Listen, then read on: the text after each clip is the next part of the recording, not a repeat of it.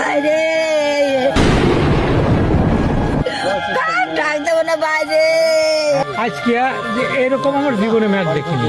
পেঁয়াজ নিয়ে আসতেছিল টিলারে করে, টিলারে ওই অবস্থায় মানে ঠাডা পড়ছে মাত্র 100% এটা হচ্ছে শহীদ মৃত্যু। ঠিক আছে, এক সেকেন্ডের ভিতরে মন করে আধার, কিচ্ছু দেখা যাচ্ছে না।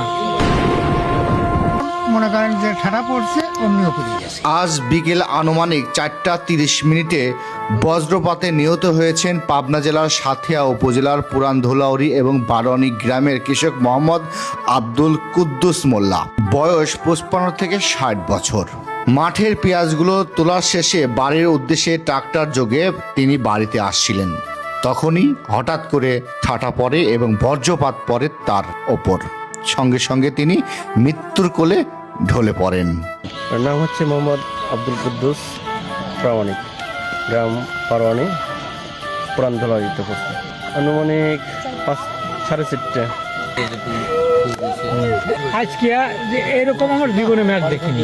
আচ্ছা আচ্ছা, এক সেকেন্ডের ভিতরে মন করে আধার, কিচ্ছু দেখা যাচ্ছে না। এত পরিমাণ এত পরিমাণ মানে দুটো রাহি আইছে, ওইটা দিয়ে তরাইছে, আর যে ম্যাচ ডাক দিচ্ছে সেই ডাকেই তরাইছে হয়ে গেছে। আমরা মাঠের ভিতরেই ছিলাম। চকের মধ্যে পিচ হচ্ছে, পিচ গাড়ি সাজালিয়া টিলারের উপর দিয়ে চালাই আসতেছে। আচ্ছা আচ্ছা, আসার পর মনে করেন যে ঠাডা পড়ছে অমনিও পড়ে গেছে। গায়ের পুরি পড়ছে। গাড়ির থেকে উনি পড়ে গেছেন। আচ্ছা আচ্ছা, তারপরে পড়ে যাওয়ার পর দৌড় পাশে লোক ছিল মাঠ ভরা, আইছে তখনও দেখা যায় যান আসছে। আচ্ছা আচ্ছা, এই 2-1 মিনিটের মধ্যে। কুদ্দুস কাকা হিসেবে তাও তিনি খুবই সাধারণ একজন মানুষ ছিলেন। বাড়ি হচ্ছে বারোয়ানি, পুরান ধুলাউড়ি আর কি বলে। এটা আসলে এটা মৃত্যু আল্লাহ তালার পক্ষ থেকে শহীদ মৃত্যু। এই মৃত্যুটা হচ্ছে আল্লাহ তালা 100% এটা হচ্ছে শহীদ মৃত্যু। যেমনটি আপনারা শুনছিলেন, পাবনা জেলার সাঁথিয়া উপজেলার ধুলাউড়ি ইউনিয়ন অন্তর্গত পুরান ধুলাউড়ি ও বারোয়ানি গ্রামের কৃষক আব্দুল কুদ্দুস মোল্লা বিকেলবেলা পেঁয়াজ বোঝাই করে ট্রাক্টর যোগে বাড়িতে আসছিলেন। হঠাৎ করে বজ্রপাত হয়েই তার মৃত্যুবরণ করেন। আমরা মানুষ কখন কোথায় কিভাবে মারা যাব কেউ জানি না। আমাদের বিধাতা আল্লাহ তাআলাই সব লিখে রেখেছেন। এখন চৈত বৈশাখ মাস, প্রচণ্ড পরিমাণ আবহাওয়া খারাপ হবে। কৃষকরা তার কষ্ট অর্জিত ফসল মাঠে তোলায় ব্যস্ত হয়ে পড়েছেন।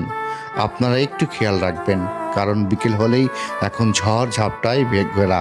কোনো সময় ঝড় বৃষ্টি বাদল হলে হয়তোবা আপনারা ফাঁকা জায়গায় থাকবেন না, নির্দিষ্ট একটি সুন্দর জায়গায় আশ্রয় নেবেন।